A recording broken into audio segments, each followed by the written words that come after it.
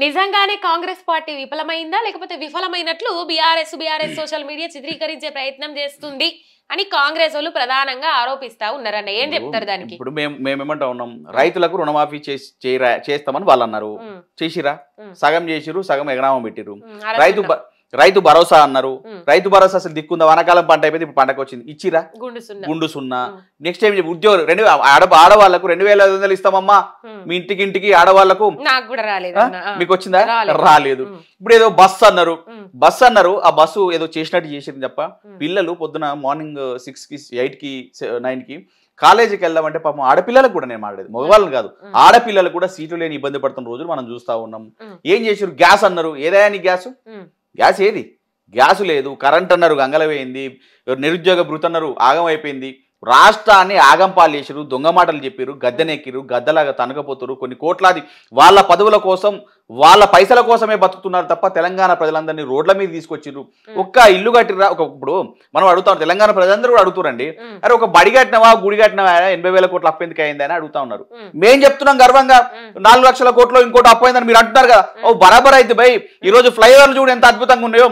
లక్షలాది ఎకరాలకు ఇస్తున్న నీళ్లు, కాళేశ్వరం ఎంత సాగుతుందో, సాగునీరు వస్తుందో చూస్తూ ఉన్నారు మీరు.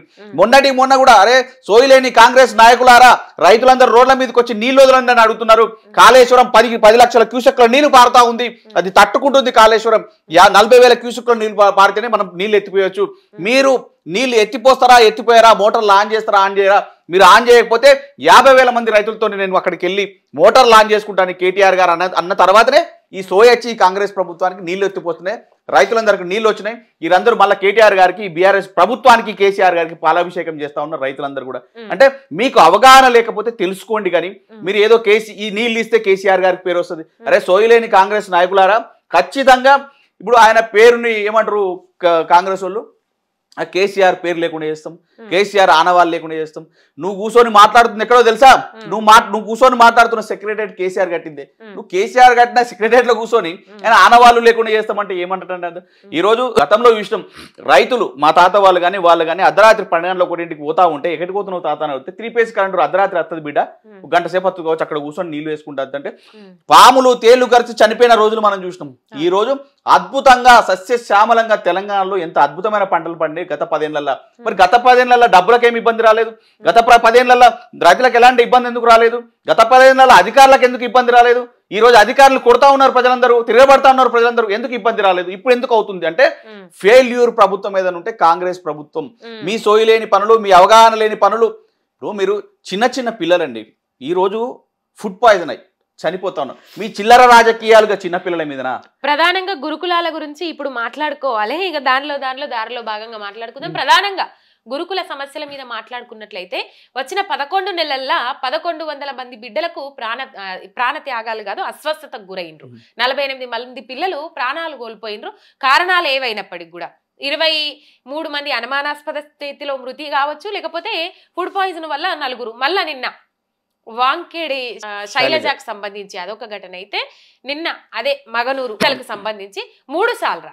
అసలు ఈ ఫుడ్ పాయిజన్ ఏంది? అసలు దీని మీద ఏం మాట్లాడతారు మీరు ఫైనల్ గా? ఇప్పుడు ఈ రోజు ప్రధానంగా చూసుకుంటే అంటే సరే ఈ రాజకీయాలన్నీ పక్క పెట్టు. మీరు దొంగ మాటలు చెప్పిరు, ప్రభుత్వంలోకి వచ్చిరు, తెలంగాణ ఆగం చేసిరు, తెలంగాణకు పేరు లేకుండా చేసిరు. ప్రపంచ పటం మీద ఎంత ప్రఖ్యాతి పొందిన ఈ హైదరాబాద్ నగరాన్ని ఈ హైడ్రా మూసి పేరుతో ఇంకోటి పేరుతో ఆగం చేసిరు. మీరు బడి కట్టింది లేదు, గుడి కట్టింది లేదు, రాష్ట్రాన్ని అప్పలపాలు చేస్తా ఉన్నారు.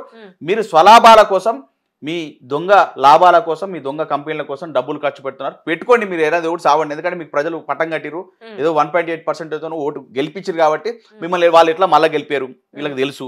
మమ్మల్ని ఎట్లా ఈ ప్రజలు మళ్ళీ గెలిపించేది లేదు. ఉన్నన్ని రోజులు 4 రూపాయలు సంపాదించుకుందాం, జేబులు వేసుకుందాం అనే ఉద్దేశంతో మీరు ముందుకు సాగండి. భగవంతుడు ఉన్నాడు, ప్రజలు చూస్తూ ఉన్నారు, తెలుస్తుంది. రేపు రానున్న రోజుల్లో మీకు తెలుస్తుంది. కానీ ఈరోజు ఏదైతే ప్రశ్నిస్తూ ఉన్నాం, కోదండరామ్ గారు, అశోక్ గారు, ఆయన పేరు ఎవరు, అశోక్ గారు, ఇదైతే కొంతమంది పెద్దలు, ప్రముఖులు, మేధావులు వీళ్ళందరూ ఎక్కడికి వెళ్ళారండి? ఈరోజు చిన్న పిల్లలు తిండి లేక ఇవి పెడుతున్న తిండి పురుగులన్నం వానపాములు వస్తాయండి సాంబార్లో. ఎక్కడికి వెళ్తుంది సమాజం? మీ చిల్ల రాజకీయాలు పక్కకు పెట్టి మీ జిల్లాలో ముఖ్యమంత్రి ఉన్న జిల్లాలో సాంబార్లో వానపాములు వస్తాయి, అన్నంలో పురుగులు వస్తాయి, అస్వస్థత పాలై ఈరోజు హాస్పిటల్ పాలై శైలజ అనే అమ్మాయి నిన్న మృతి చెందింది. ఒక కుటుంబం 48 మంది, సరే రకరకాల కారణాల చేత 48 మంది పిల్లలు చనిపోయి ఒక చిన్నారి ప్రాణం. రేపు నా ఇంట్లో నా కళ, ఒక తల్లిదండ్రి కళ, నా బిడ్డ ఎదుగుతుంది, నా బిడ్డ ఇంటర్మీడియట్ వెళ్తుంది, నా బిడ్డ డాక్టర్ అవుతుంది, 10 మందికి సేవ చేస్తుంది, పక్కనున్న బిడ్డల కన్నా కాంపిటీషన్గా ఉన్నా లేకపోయినా, తిండి తిన్నా తినకపోయినా తల్లిదండ్రులు కష్టపడి పెంచి పోషించి చదివించి ఈ ప్రభుత్వాన్నే తండ్రిలాగా బాధ్యత తీసుకుంటారా నాయన, నా బిడ్డను పంపిస్తున్నాను, నీ బిడ్డను ఈ గురుకులాలకు పంపిస్తే నువ్వు ఆ బిడ్డని ఏం చేసినావు? ఈరోజు శవాన్ని చేసి వాళ్ళ ఇంటికి పంపించినావు. నువ్వు ఈరోజు ఎంత విలవెల్లాడతారు. నీ ఇంట్లో కష్టం వస్తా కానీ నీకు ఆ పెయిన్ తెలియదండి. ఈరోజు కొండా సురేఖ గారు ఈరోజు మందు ఏరులై పారుతుందట పార్టీలో. ఈ మనవరాలి ఏదైతే బర్త్డే ఫంక్షన్ కు మందులై ఏరులై పారిస్తున్నవే, కనీసం గురికలాల్లో 100 మందికి ఇంత బుక్కడు బువ్వన్న చక్కగా పెట్టవా? అలాంటి పరిస్థితి మీకు లేదా? ఎక్కడ పోయిందండి సీతక్క? రీల్స్ చేసుకునే సీతక్క ఎక్కడ పోయింది? సీతక్క గారు మీరు ఆ గురుకులాలకు వెళ్ళినాం, వీళ్ళకి వెళ్ళినాం, వాళ్ళకి వెళ్ళినాం అని తండాలలో తిరుగుతుంది, గిరిజనుల ప్రాంతాలలో తిరుగుతుంది, కొండ కోయలలో తిరుగుతున్నావు, రీల్స్ చేసుకుంటూ వీడియోలు పెట్టున్నావు. అమ్మా సీతక్క గారు, ఈ రోజు పిల్లల్ని చూసే బాధ్యత మీకు లేదా? ఒక మహిళా స్థానంలో ఉన్నారు మీరు, ఒక తల్లి స్థానంలో ఉన్నారు మీరు, మీకు ఆ బాధ తెలియదా? 48 మంది చిన్నారులు చనిపోతే ఎక్కడన్నా సమీక్ష సమావేశాలు పెట్టిరండి? ఎక్కడన్నా సమీక్ష పెట్టిరా? ఈ కేబినెట్ కానీ, ఈ ముఖ్యమంత్రి రేవంత్ రెడ్డి గారు కానీ, ఆఖరికి ఈ మహిళా మంత్రులు కానీ, మహిళా ఎమ్మెల్యేలు కానీ, మీరు ఆడవాళ్ళు కదా, మీరు మహిళలు కదా, ఆ పెయిన్ మీకు తెలుసు కదా. కన్న తల్లి 9 నెలలు కని పెంచి మరి నా బిడ్డ బయటకు వచ్చిన తర్వాత సమాజంలో ఒక పేరు ప్రఖ్యాతలు పొందుతుంది, ఒక పిల్లల్ని మంచి దిశగా ముందుకు సాగనిపుతారని ఒక ఉద్దేశం చేస్తే మీరు ఆ పిల్లలు ఈరోజు శవాలుగా ఇంటికి వస్తూ ఉంటే ఎంత బాధ అనిపిస్తుందని ఈరోజు సమాజం అంతా మనం ఏడవడం కదండి. తెలంగాణ ఆ పిల్లల తల్లిదండ్రులే కాదు, యావత్ తెలంగాణ సమాజం ఏడుస్తూ ఉంది.